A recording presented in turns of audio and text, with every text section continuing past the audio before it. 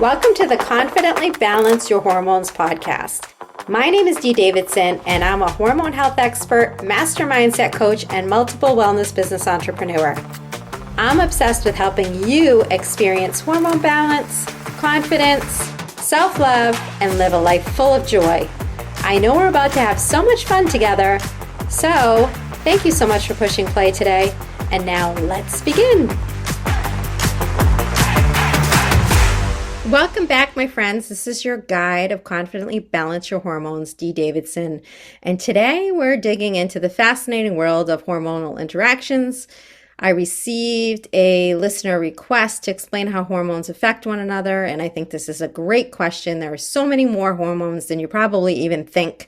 We're just going to dive into the surface of this. I recommend that if you're really interested in learning about hormone health, years back I was really wanting to learn from my own knowledge and my own struggles with infertility, weight gain, and chronic fatigue. So I enrolled in the certification process to the IIN, which is a school out of New York City, one of the most well-known health coaching schools or institutions in the United States. And actually people come from all over the world and they have a hormone health certification. So that's a great program. If you're interested in learning more about the functional lab aspect, I'm always up for a discussion about FDN, the certification that I received for that aspect of hormone health. It's an extensive program and it's great. I'm part of that association ongoing. But I just want to say that if you find this interesting or you want to learn more, there's no negatives to enroll in either of those programs, and my inbox is always open for a discussion about that. And this is a great time for me to remind you that I love hearing from my listeners. So if you want to learn more about my education or something on this podcast, or you want me to talk about something on my podcast, the best thing to do is shoot me a DM on Instagram. I'm on there daily at confidently_love_yourself.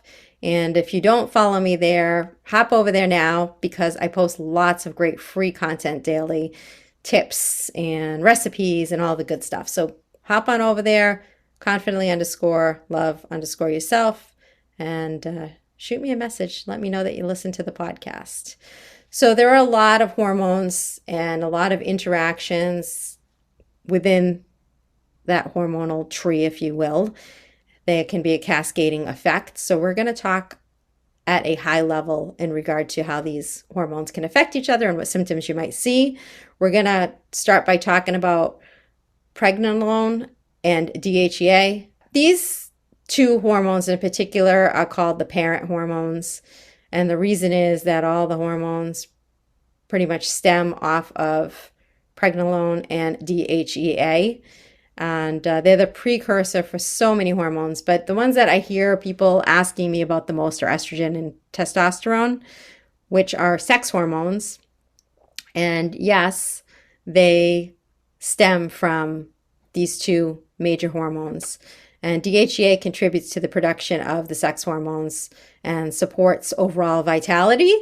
So I also want to remind you that ladies, you have testosterone, need a balance of that, and men, you need estrogen and a balance of that. So they're not just, even though they're referred to as the female and male hormones, we all need some of that stuff in a good balance. So think of these parent hormones as the backstage crew. They're orchestrating the whole production. And if there's an issue with pregnenolone or DHEA, it can impact all of the downstream hormones that we're going to talk about, and affects everything from your mood to your energy levels to reproduction to metabolism. So many things are affected if these are off. So pregnenolone and DHEA are the precursor hormones, as I mentioned, and they serve as the building blocks for various other hormones in the body. Some of the hormones that are downstream from pregnenolone and DHEA are progesterone, your rest and relax hormone. Many women take progesterone in patch form or suppository form.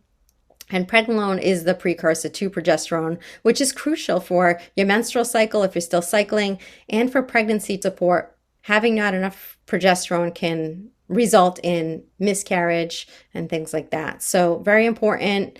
DHEA, pregnenolone can be converted to DHEA. That's another important precursor hormone. And downstream, we have estrogen. So again, estrogen is known as the female hormone, but DHEA contributes to the production of estrogens, including estrone, estradiol, and estriol.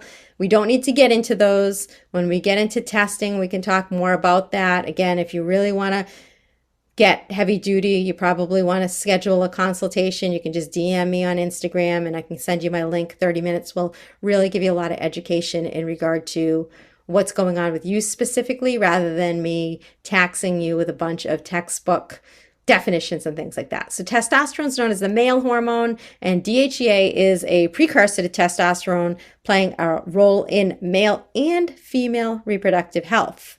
Cortisol, many of you have heard of cortisol. That's your stress hormone. And DHEA also has an inverse relationship with cortisol, which again is the root of a lot of issues. And we'll talk a little bit, sprinkle throughout this, how cortisol is triggered. Again, it's your stress hormone. And we talk about stresses. We're not just talking about external stressors like your job, family, taking care of a family member, but there's internal hidden stressors. Hidden stresses can really only be unveiled through functional lab testing. That's the reason that I went back to school and got an FDN certification to be able to order over 4,000 labs and interpret them to build protocols for people in a whole healing arena, because it's very important to look at what cortisol might be. It's like a ping pong ball, might be stealing from, if you will. It perceives that a hidden stressor like a parasite or bad bacteria, low stomach acid, not enough good bacteria, could be bad bacteria in your mouth, it could be your liver sluggish, so many things. It could be food sensitivity. Cortisol looks at those hidden stressors and goes, uh-oh, something's off here, got to steal from something. And that's when your hormones go out of balance, your immune system gets a little bit weaker, your digestive system might slow down or not work optimally, your detoxification organs like your liver might become sluggish, energy production, you're feeling so tired, you don't know why, your nervous system, maybe you're having panic, anxiety. So cortisol has a cascading effect basically on all of your functions and your hormones. It's really important. And I want to also just stop here and say that if you suspect hormone imbalance, or you've been told by your OB, endocrinologist, your primary care, that you have hormone imbalance, hormones are not the issue. The issue is going to be what's going on under the hood, the things we just talked about, whether you have inflammation or your blood sugars dysregulated. Those are the things triggering this ping pong effect.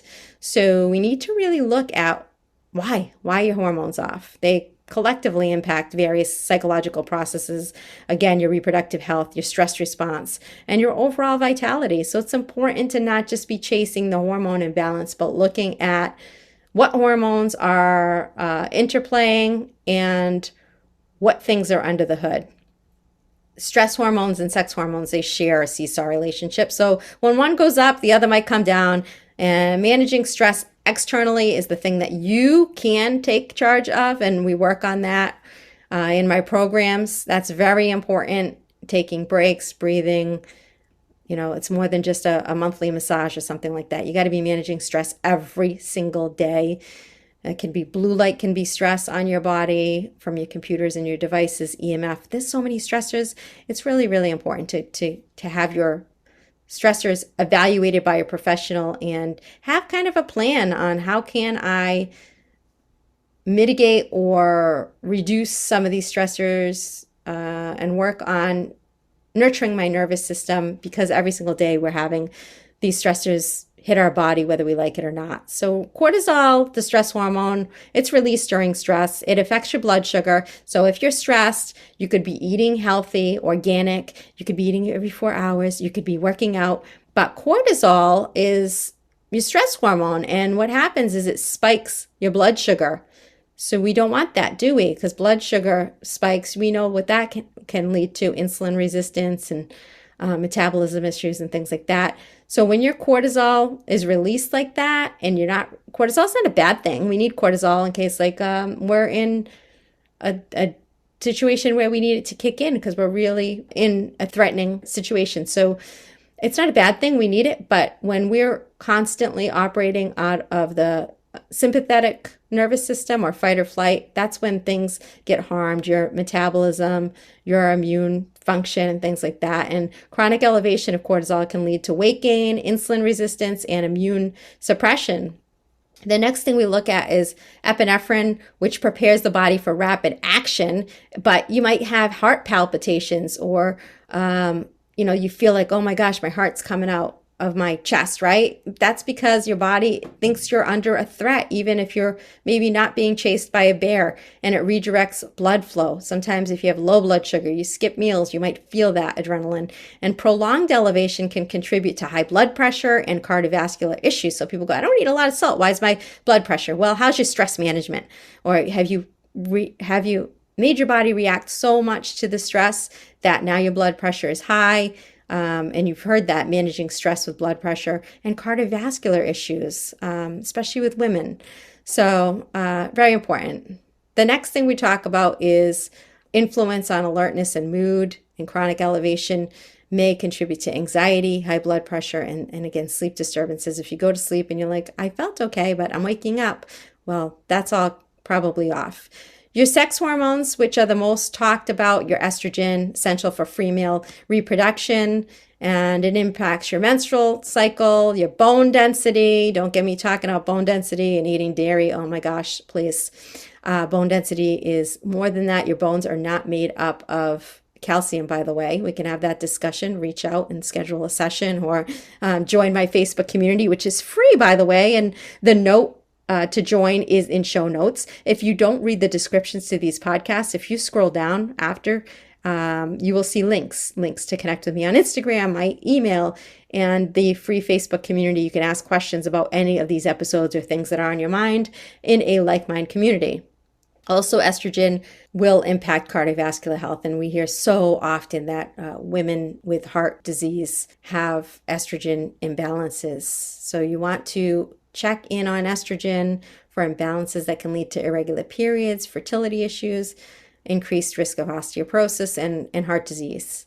Progesterone, again, rest and relax, regulates the menstrual cycle. It supports pregnancy, has a calming effect, and imbalances can contribute to menstrual irregularities, mood swings, and difficulty conceiving. And again, I went through an unexplained infertility journey, and my progesterone was definitely not where it needed to be. Testosterone, known as the male hormone, but females, we need it too. It is vital for male reproductive health. It also plays a role in female libido. So if you're feeling like you don't have a sex drive, let's check in on that testosterone. And also your overall well-being. It can lead to fertility issues, low energy, mood swings. It can lead to weight fluctuations, PMDD. It can impact your cardiovascular and your metabolic health. So very, very important that we look at sex hormones and balance those out to be healthy. Insulin, a lot of people don't realize insulin is a hormone, and it not only affects your sex hormones, by the way, but also plays a role in inflammation. High insulin levels can contribute to inflammation and impacts a lot of different bodily functions. So inflammation, the issue with that is it creates a domino effect. It influences your hormones and your overall well-being. And managing insulin can be tricky because you can be eating healthy foods, but what's healthy for one person might not be healthy for another. I highly suggest investing $139 in the metabolic typing test. You can order that through me. Again, just reach out, d@confidentlyloveyourself.com, and say, hey, I'm interested in the metabolic typing test. It'll take you 45 minutes. It's an online questionnaire that spits out a food Bible, I call it. It is a one-time investment. You'll never need to take it again because it's made up of who you are, and you're not changing your core genetics and who you are. And it tells you what are the best protein sources. Some people need red meat. Some people need fish. Some people need higher fat. Some people need more carbs. That's me. I was eliminating carbs, being almost 50, but I actually need more carbs. So stop guessing and take the metabolic typing test. It's such a peace of mind and so effective in helping manage insulin levels because if one food spikes your insulin, it doesn't mean it spikes your sister's insulin. It's important to know that and learn about that. Progesterone, again, rest and relax. Just remember that progesterone is important if you're trying to get pregnant or you're in pregnancy. Very, very important. It works in harmony with estrogen. Estrogen promotes the growth of the uterine lining, and progesterone helps maintain it. It counterbalances the effects. So very important to have that in the right balance, and it prevents growths and risk of endometrial cancer. Very, very important, ladies. Progesterone also influences prolactin. So if you're nursing or plan to nurse, it's responsible for the production of milk during pregnancy and breastfeeding. We have GnRH. I'll just leave it there. But progesterone inhibits the release of GnRH, which is a hormone that triggers the release of FSH, right? So FSH, the follicle stimulating hormone, and LH.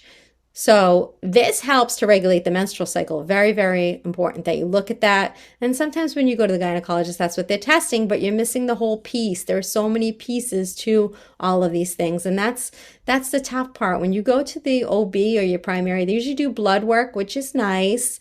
Blood work is okay for some of these hormones, but you may have it available, that hormone in your blood. But what I do is urinary or a saliva test at different times through the day, because by the way, your hormones fluctuate with the stressors as the day goes on. So we need more than one reading. And also when you do a saliva test, it tells us what's bioavailable, which means what's available to organs and function, the things that you need your body doing, not just how much of it. It's no good to know that, oh yeah, your levels are good in your blood, but if it's not bioavailable or being sent to where it needs to be sent to work and be productive, that's the important thing. So reach out even if your levels looked okay on blood tests. Progesterone also has a calming effect on that cortisol and promotes relaxation, counteracts the impact on your mood and your sleep. All right, a big one that I want to talk about right now. Listen up, ladies. If you're waking up and you're not hungry, I hear this all the time. I wake up, I'm not hungry until about 2 o'clock in the afternoon. So why is fasting bad for me?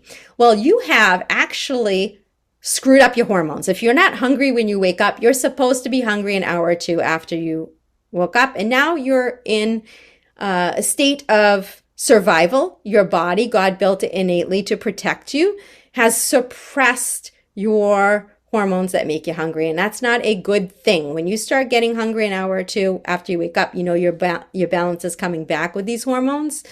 So stop fasting. Or if you're going to fast, cut off eating at 5 p.m. and then eat an hour or two after you wake up, because you're suppressing your appetite stimulation, which is ghrelin, is often referred to as your hunger hormone. And it stimulates appetite. So you've probably suppressed that because your body thinks you're stuck on a desert. It doesn't know emotional intelligence and it's suppressed it. So it's not a good thing. You want to get that going again. You want to eat an hour or two after and stop drinking coffee with nothing in your stomach. That's spiking cortisol and also not helping your appetite stimulation. So it's released by the stomach when it's empty and it signals to the brain it's time to eat. So you might have just put your body in survival mode. Also, ghrelin plays a role in growth hormone. So especially for younger people still growing, impacts growth. Also think of growth of your muscles and things like that. If you're working out, it impacts that, your metabolism, your body composition. If you don't like what you're seeing in the mirror and you're doing these things, you're not helping the situation. Then we have leptin. This is a hot topic. Oh my gosh. Don't even get me started on all of the leptin suppression that I see. Take this supplement because leptin will make you not hungry anymore. Ladies and gentlemen, if you cannot control the whole and you're just shoving food down there, you're overeating, there's a greater problem. It is not the food that is the problem. And likely it's not your hormones, but if it is your leptin, we need to look at why leptin is not working properly, not just taking something to say, I'm going to suppress my appetite. That's not a good idea, is it? You want to look at why is it suppressed, and also where are these triggers coming from? They're likely emotional. The food's not the problem. It's either you've been taught to cope with life or things and using food as a coping mechanism, or there's a void spiritually or purpose, you're missing your purpose in life and feeling a little empty, and food is helping you feed that. So in my coaching, whole health coaching, we look at where is that coming from? Where is that lack of control coming from? And maybe leptin is off, but we want to know, why is it off? Leptin is known to suppress your appetite, and it's released by your fat cells. It signals to the brain when you're full. So if you've lost control of that, also another problem is, as children, we were told, finish everything on your plate. So now we finish everything on a plate. We go out to eat and they give us all this food, so we think we need to eat the whole thing. That's all mindset and becoming a conscious being, getting out of unconscious habits. And we talk a lot about that. And leptin influences your metabolic rate, promoting higher energy expenditure and fat breakdown. So you store a lot of fat if your leptin's out of whack. So we need to talk about that. And insulin, ghrelin may influence insulin secretion and contributes to blood sugar level changes. So we need to look at all this stuff, friends. Leptin, on the other hand, enhances insulin sensitivity and supports glucose regulation.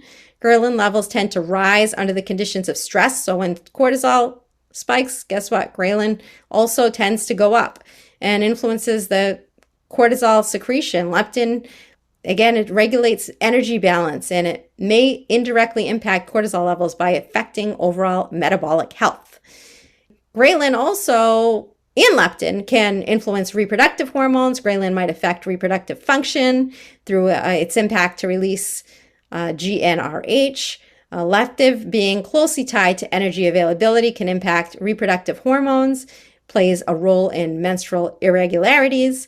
So it's, again, not one hormone, it's not two hormones. Everything is tied in like an orchestra. Melatonin, oh my gosh, melatonin. Go outside first thing in the morning before you get on the damn computers and phones. Look into the sun without sunglasses. Get more sunlight without sunglasses. Sure, protect your eyes if you're out there for a long time, but you can get free doses of melatonin by looking at the sun, and it helps with sleep regulation. Many people have no idea that melatonin is a hormone. It is your sleep hormone, and it helps with your circadian rhythm, which is your sleep-wake cycle. It's produced in your pineal gland, and it responds to darkness and promotes relaxation, preparing your body for sleep. That's why it's important to get off your devices 30 minutes before, maybe an hour before you go to bed, because that blue light is really screwing up your melatonin. Wearing blue light protection glasses, screens on your devices and things like that. And melatonin is powerful for being an antioxidant. It helps protect your cells from oxidative stress. So if you have high oxidative stress, that's something I test for, really important. It's the aging and mutation of your cells. Very important to have a reading on how much oxidative stress is occurring in your cellular health. And it interacts with cortisol. Cortisol is known as a stress hormone, and then you have the melatonin, which is supposed to counteract that. It also has been found to stimulate the release of the growth hormone, especially during the sleep cycle. Remember, sleep is rest and repair. Totally needs to be in check for cellular repair.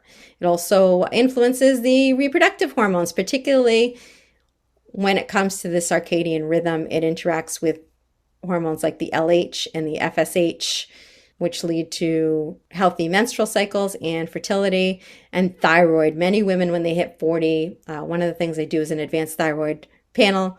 Your doctor may just be testing some primary thyroid markers, but we need to look at all of your markers, and melatonin may affect that function. So we need to look at the relationship between melatonin and your thyroid. Melatonin also has a role in insulin regulation, and disruptions in your sleep cycle can definitely be influenced by melatonin and contribute to metabolic imbalances, including insulin resistance. So I forget, if you didn't listen to the episode before this with my mentor, FDN clinical advisor, Dustin, he talks about lack of sleep, how it really impacts your insulin regulation even more than eating sugar and diet. So go back and listen to that. And lastly, let's talk about those sex hormones just a little bit more. So estrogen and progesterone, if those are off, you're going to have irregular menstrual cycles, mood swings, you're going to have breast tenderness. So very important to get those in balance. You might have PMDD, irregular periods, estrogen and testosterone ratio. If that's off, it can reduce your libido. It's not your fault that you don't feel like it.